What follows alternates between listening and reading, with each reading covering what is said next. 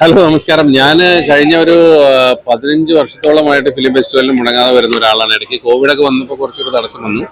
അപ്പോൾ അത് കഴിഞ്ഞിട്ട് ഇപ്പോൾ വീണ്ടും തുടങ്ങി. ഇപ്പോൾ കഴിഞ്ഞ 2-3 വർഷമായിട്ട് ഗംഭീരമായിട്ട് നടത്തപ്പെടുകയാണ്. ഓരോ വർഷം വരുന്നതോറും ഇതിൻ്റെ എന്താ പറയുക, പാർട്ടിസിപ്പേഷനും ആളുകളുടെ ഒരു ഇതൊക്കെ കൂടിക്കൂടി വന്നുകൊണ്ടിരിക്കുകയാണ്.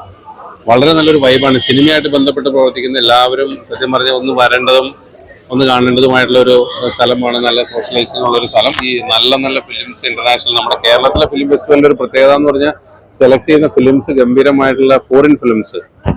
അപ്പോൾ അതുകൊണ്ട് അത് കാണാനുള്ള ഒരു അവസരം. പിന്നെ എല്ലാ വർഷവും IFFK മാത്രം വരുമ്പോൾ കണ്ടുമുട്ടുന്ന കുറേ സൗഹൃദങ്ങളുണ്ട്. അവരുമായിട്ട് തമാശ പറയുക, ചിരിക്കുക, ഫോട്ടോ എടുക്കുക, ജ്യൂസ് കുടിക്കുക, ചായ കുടിക്കുക, ഇതൊക്കെ ഇങ്ങനെയുള്ള കലാപരിപാടികളൊക്കെ വർഷങ്ങളായിട്ട് നടക്കുന്നതാണ്.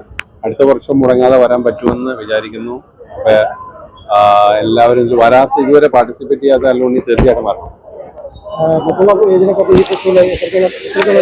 ഇല്ല, നമ്മളിപ്പോൾ ഗോവയിലും ഫെസ്റ്റിവലിനും പോകാറുണ്ട്. അങ്ങനെയുള്ള സ്ഥലത്തൊക്കെ ഇന്റർനാഷണൽ ഫിലിം ഫെസ്റ്റിവലിനും പോകാറുണ്ടെങ്കിലും കേരളത്തിലെ ഒരു പ്രത്യേക വൈബാണ്. കാരണം ഇവിടെ ഒന്നാമത്തെ എനിക്ക് തോന്നിയിട്ടുള്ള ഒരു കാര്യം, നമ്മുടെ ഈ ബോംബെയിലെ മാമി ഫെസ്റ്റിവലിന് പോകാറുണ്ട്. ഇവിടെ നമ്മുടെ തിയേറ്റേഴ്സും ഇതെല്ലാം അടുത്തടുത്താണ്. മറ്റേതൊക്കെ നമുക്ക് ഒത്തിരി ദൂരെ തിയേറ്ററുകൾ, എല്ലാവരും നമ്മൾ ഇതുപോലെ എപ്പോഴും ഒരുമിച്ച് കാണുന്നത്. ഇവിടെ ഈ നമ്മുടെ ഈ ടാഗോർ തിയേറ്ററിന്റെ ഉള്ളിൽ കിട്ടുന്ന ഒരു വൈബ് ഇവിടുന്ന് തൊട്ടടുത്ത് കലാഭവനിലേക്ക് പോകുന്ന, അല്ലെങ്കിൽ എല്ലാം ഒരു ഇത്രയും കിലോമീറ്ററിനുള്ളിൽ അടുത്തടുത്ത് നിൽക്കുന്ന ഒരു സ്ഥലമാണ്. അപ്പൊ അതുകൊണ്ട് തന്നെ കേരള ഫിലിം ഫെസ്റ്റിവൽ ഒരു വല്ലാത്ത വൈബാണ്.